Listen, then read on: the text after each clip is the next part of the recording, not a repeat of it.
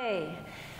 So conference this week starts with the Yoga Sutra by none other than Patanjali wrote the Yoga Sutras. And this is Sutra 2.46. And it is, anyone remember from Sunday what the sutra is? Sthira Sukham Anasanam, which means what? What is the sutra about?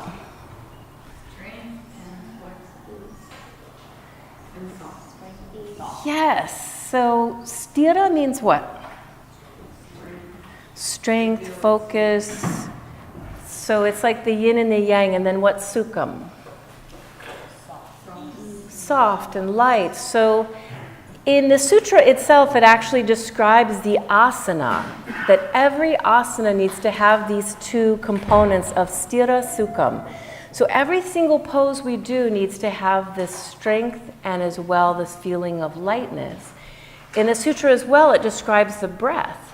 So the ujjayi breathing as well is strong, it's intense, and at the same time it's fluid and it flows and it has softness to it. So in yoga, we've been talking about Guruji saying practice and all is coming, practice, practice, practice. Now we're saying practice, practice, practice, possibility. Like what is coming when you practice every day for months and for years and for decades? And one of the benefits and one of the great things that we're promised from Patanjali through this practice is sthira sukham. So if I understand that yoga is going to make me physically more healthy, it's going to make me energetically more healthy, it's going to make me emotionally more healthy, we can sort of look at it through this lens of sthira sukham. So physically in the body, how does that work? We're strong, we're contracting muscles, I'm rooting down into things, I'm pulling out of it using strength. And then where's the sukham? Release, softness, but not forcing, allowing. The letting go a little bit in the body. There's certain places in every pose where I'm going to be contracting muscles and other places where I need to soften and relax muscles. So I wanted to use the example of up dog since we've been studying up dog for a while now. Where can you identify some sthira? In my physical body. We're just on the physical body right now, my anatomy. My arms are sthira, strong, they're like pillars. My hands rooting down past the mat, sthira. What else? Tops of the feet. Tops of the feet can push into the floor and release. Getting little cramps. So the back. So here's where it gets interesting. So if we look at the spine, is spine sthira or sukham? Both. I would argue it's a little bit of both because my spine obviously needs to be soft and fluid and flexible to make this curve, right? And we find that through the hip flexor muscles that run from here to here. I just cut my head off. And so if I loosen and I'm soft in those hip flexor muscles, my spine lengthens and I feel softness in my lower back area. So definitely there's some sukham in my spine and in my back. Where would there be sthira? Because I think there's both. Where would you see sthira in my spine? I want all of you to start to identify this in every single pose. Where's the sthira? In the hips. In my spine. I'm talking about the spine. So what if I was here? The neck. The sthira, the strength is the lifting of the sternum. So I'm soft in my hip flexors, my spine is bending, I'm soft, but it's not collapsed. I find strength by lifting, along with my hands rooting down in my arms, I lift my sternum up. So in that beautiful spine, in that curvature, I find that there's softness in there, but also this lifting from the sternum that creates a strength. What about my shoulders?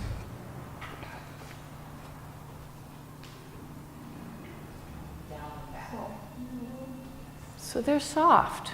I pull them away from my ears and I find softness. There's softness in the heart region, right? Even though I'm lifting the sternum, sthira, sukham. So every pose in the series of yoga or Ashtanga has these qualities where we root down and we find strength and where we find the other place where we can soften. We could go through every single pose and look at it through those lenses and break it down. And then if I go into the energy of the practice, how does the energy of the practice work with Sthira Sukham? I think through the breath. So how is that? How's the breath strong?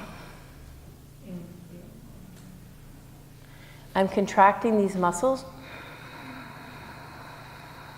and making that sound that has a pushing quality.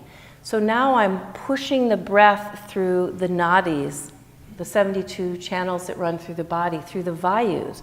So we talked about vayus, and I really want you to think of this in your mind. So I'm trying to create a current, and I need strength in order to create that current with my breath in my body.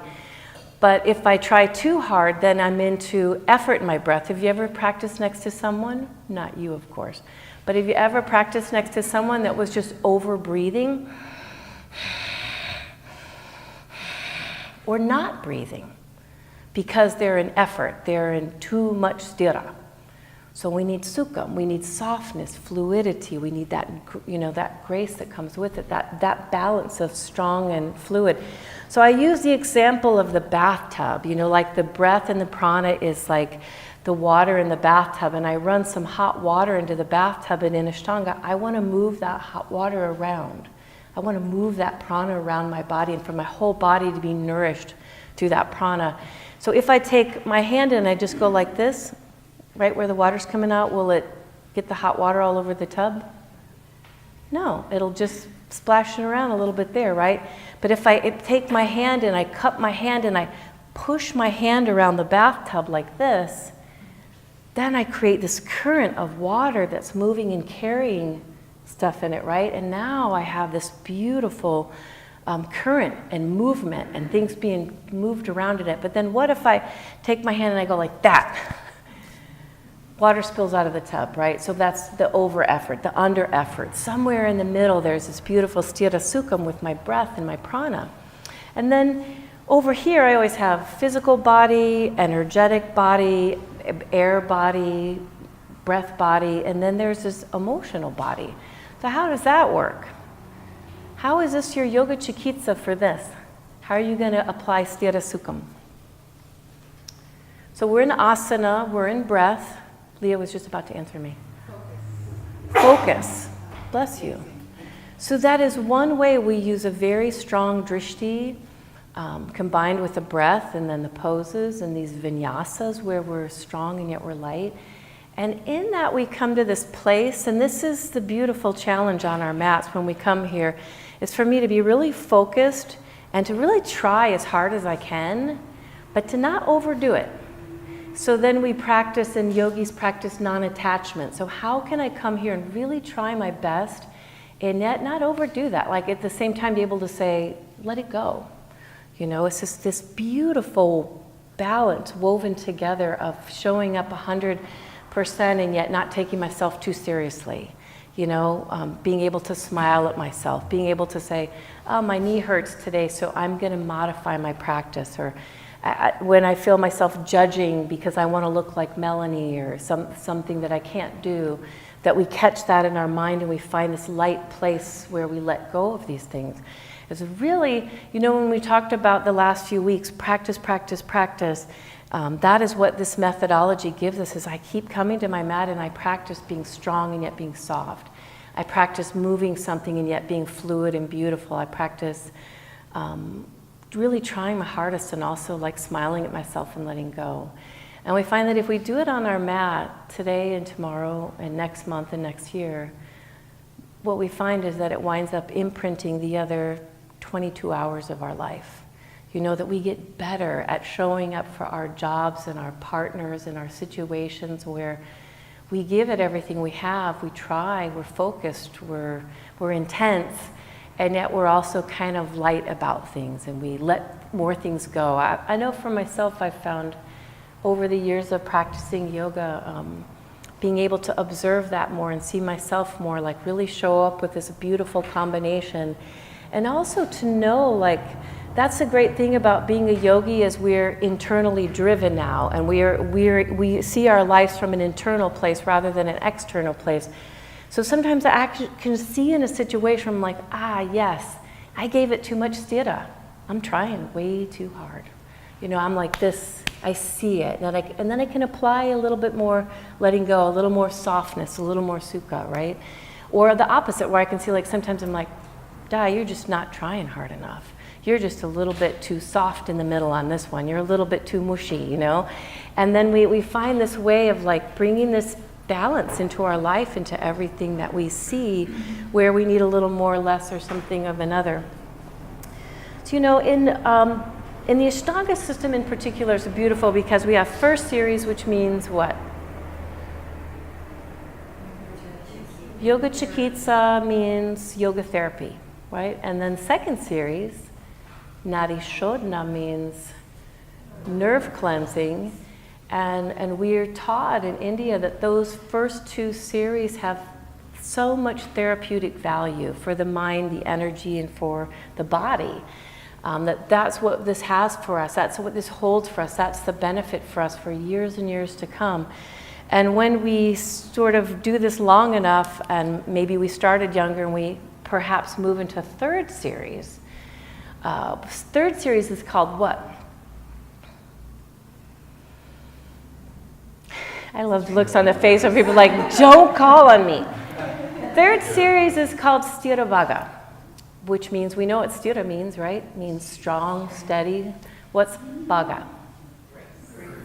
Right, so there's a lot of different translations for Bhaga, but they all kind of melt into this one beautiful word, grace.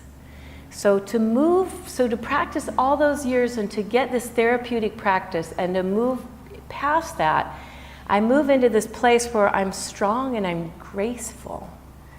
And I love this. I honestly feel like it's best for us to really start our journey in yoga and to really work towards strength and grace. I feel like in everything we do. The sun salutes, everything, the invocation, like that we begin it with this intention. This invocation, what am I invoking? I'm invoking to be strong and graceful in my practice. And I was using an example of like a beautiful dancer, of Shelley staging a ballet right now for Twyla Tharp. And so we were sending each other pictures last night. She was sending me pictures of her from the 70s, like in these amazing like jumps and stuff. Or one, I said, did some dude throw you, or did you just jump that high? But you could see like the muscles in her legs and arms were beautiful, but she was so graceful. She was like a bird flying, right? And that is the intent for Ashtanga. It is like a dance for us. We've memorized it, and we come to the mat, and when we go, it would be like seeing Shelley's hands, like when you do your sun salute, that first movement, we should reach our fingertips to the highest point we can from rooting our feet down as low as we can. And moving into the next pose and extending the head as far as we can. And in that movement, like a dancer, we find this fluidity and grace and lightness. And you can only be light in Ashtanga if what? If you're a caterpillar?